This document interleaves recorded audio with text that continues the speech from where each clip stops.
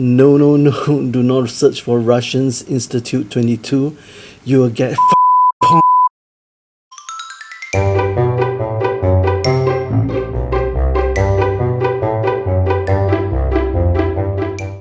Interesting stuff found online by THWL. This clip provides a great overview on UFOs, aliens, and science. Let's take a look. On the 24th of June 1947, Kenneth Arnold, an American aviator and a businessman, was flying near Mount Rainier in Washington state. He was searching for a transport plane that had gone missing in the area. He ended up seeing something extraordinary and strange, a series of 9 unusual objects flying in a V formation. He estimated their speed to be 2,700 kilometers per hour, 3 times faster than any aircraft at that time. A car I once drove wobbled so badly at 170 kilometers per hour. I can't imagine. 2,700 kilometers per hour. That's very fast. He said they were moving side to side, occasionally flipping and darting around, and looked like saucers skipping on water. The news of his sightings hit the US media. The pilot had all the makings of a reliable witness, but the details of his observations were twisted. Media reports said he had encountered flying saucers. This was perhaps one of the biggest misquotes in history, but the term flying saucer became a household name in America. I would like my Earl Grey tea in a teacup on a saucer. Soon everyone was scanning the skies for flying saucers. Reports started coming in from all over the world. There were nearly 853 flying disc sightings in 1947 alone.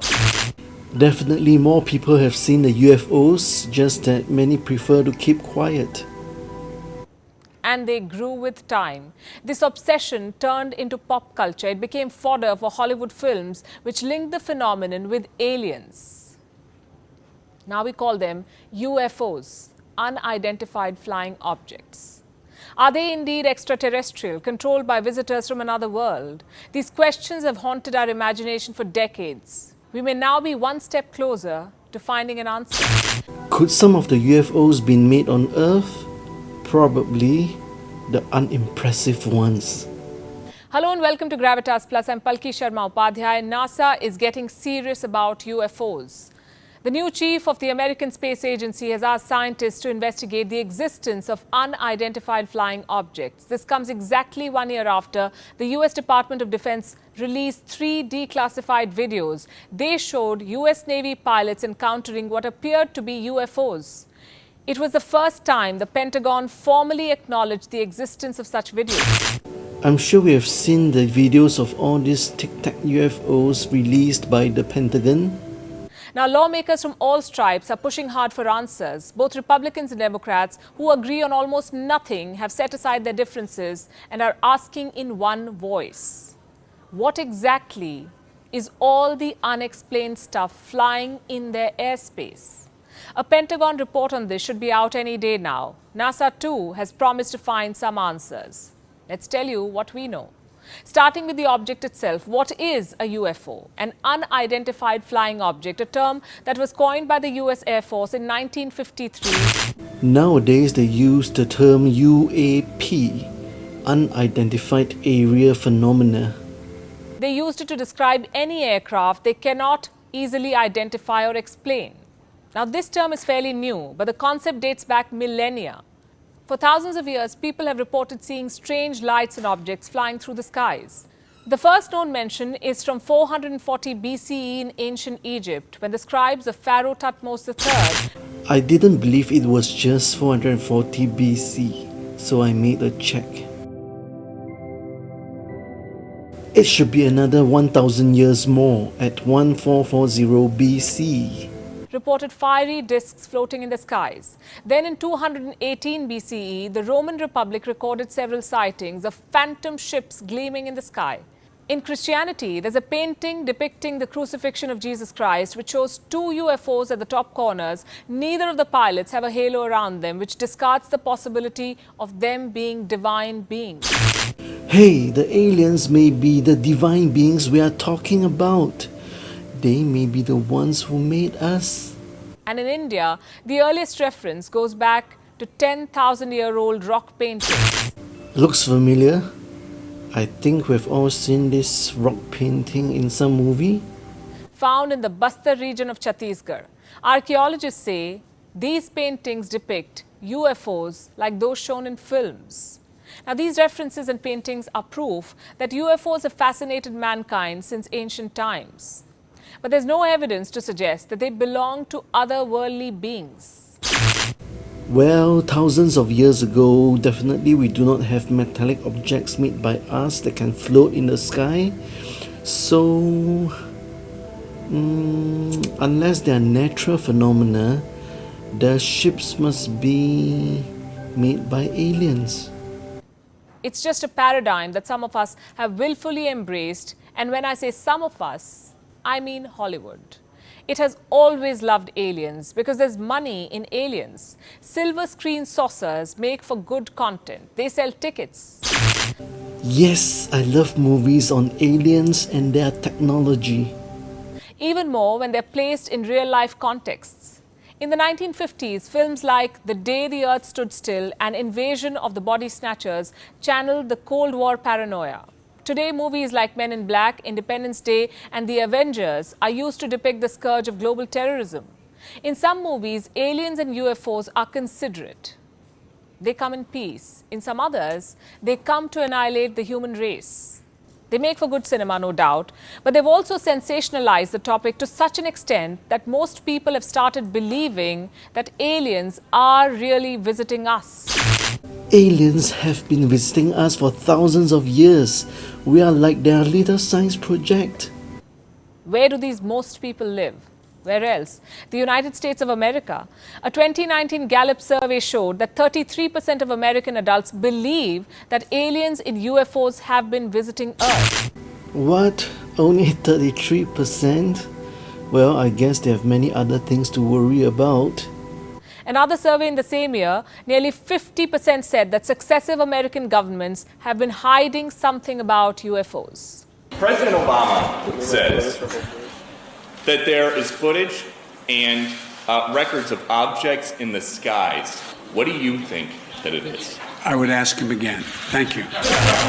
That is a nice example of answering a question that you don't want to answer. But how many Americans have seen a UFO? According to America's National UFO Reporting Center, there have been at least 90,000 sightings since 1905, with an average of 6 sightings per day, and some of them at the same time in the exact same place. Not forgetting the crop circles that may be made by UFOs. And there are USOs too, unidentified submerged objects, UFOs underwater. On the 31st of October 2004, 77 people reported seeing a UFO in Chicago, Illinois. September 19, 2009, 75 people reported seeing a UFO in Burlington, New Jersey. Interestingly, most of these sightings happened on weekends and at a time when most people were believed to be drunk.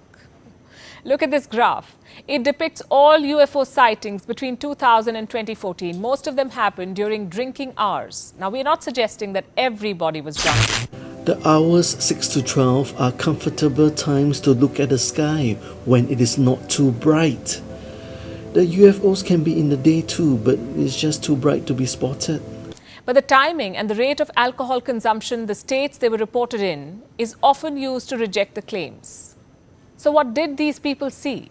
In most cases, what they believed were UFOs turned out to be planes, clouds, or weather balloons, or celestial events like meteors and planets that seemed unusually bright. Most of these can be scientifically explained, and yet there are some unresolved mysteries.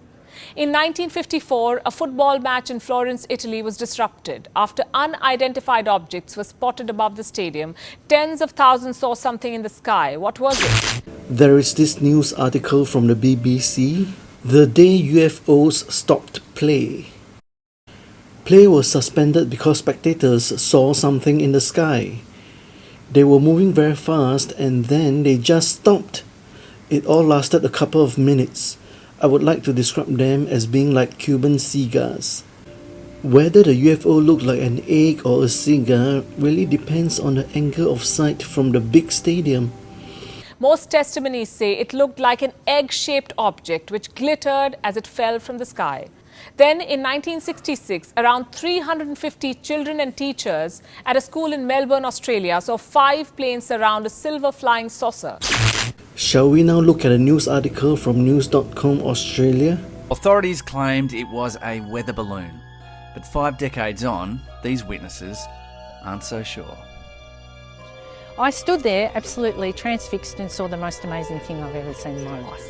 And it took a while for me to sort of comprehend what I was actually looking at, because I'd never seen anything like that before. There was 3.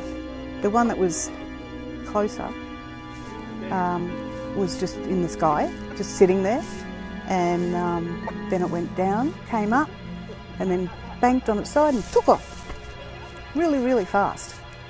It was moving away, so it had lifted off with the oval, okay, and it was moving away from us, and we just were gobsmacked, started chasing it, and my girlfriend and I sat on the fence, climbed up the fence and just sat there and cried. We thought it was the end of the world. The witnesses you have heard were actually children when they spotted the UFOs. Do you wish you were there? The planes tried to aerially herd the object for 20 minutes before it disappeared. Now, these were just a few examples. There are many, many more. A French UFO research group says that 3.5% of all UFO sightings remain unidentified and defy all explanations. 3.5% is not a small figure, especially not when you look at the kind and scale of investigations that have been carried out to find answers. America has conducted a total of 12 government-funded investigations on unidentified flying objects. Project Blue Book, Project Grudge, Project Serpo, Project Sign, Project Silverbug, to name a few. The most famous here should be Project Blue Book. History Channel even made 2 seasons out of the project. Have you watched before? Did you enjoy the episodes? The United Kingdom has carried out 2 secret studies into UFOs. The Flying Saucer Working Party and Project Condign. This is the once secret contract of the UK's Project Condign, which was to set up a database of UFO reports on a strict need-to-know basis. The Soviet Union had dedicated an organization to investigate UFO sightings, Institute 22. No, do not search for Russians Institute 22. You will get It functioned for a total of 13 years. Now, besides the fact that they all got suspended, what's common between all these probes is that all of them concluded that UFOs do exist. And there is no evidence to suggest that they're hostile. We would all be long gone if the aliens are hostile. Some said they could probably be extraterrestrial beings that have no interest in making contact with humans. If I had set up an ant farm, I wouldn't be disturbing the ants by contacting them all the time. Maybe occasionally. Some others said that they were made by humans who had learned how to manipulate the laws of physics. Who are the humans? Go monetize the knowledge, win some Nobel Prize or something. And are yet to reveal their intentions. But these were all suggestions. None of the probes could find out exactly who and what was operating these objects. Now, here's the thing. The universe, as we know, is unfathomable. It stretches some 93 billion light years. It has 2 trillion galaxies, each shining with millions of stars and dotted with more planets than you could count. Given all of this, it seems unlikely that we are alone. Yet, we found nothing to suggest otherwise. The universe is so big. Different life forms only exist in certain time periods. The time of existence must overlap in order for them to contact one another, right? Scientists, real scientists, have spent a lifetime searching for signs of other civilizations. Some concede that we've got the cosmos to ourselves. Some highly doubt that's the case. But none of them have said that aliens are visiting us in UFOs, and even if they were, they won't be so considerate to just pass by stadiums and rooftops on weekends. But then again, good science takes time, and the human desire for scientific advancement is insatiable. Just this month, a group of international scientists in Seoul discovered links between galaxies. Something like the Bifrost bridge in the movie Thor? Hidden bridges that are made up of dark matter. They've even built a map to understand how these bridges work. Once they figure out how to navigate this map, perhaps we'll be able to see if any UFOs are passing through. Until then, read The Hitchhiker's Guide to the Galaxy. Fabulous book, the funniest piece of science fiction ever. And let's just assume that aliens are benevolent beings, perhaps already living among humans, trying to play peekaboo with their UFOs. Let me know if you wish for the opportunity to see an UFO or an alien.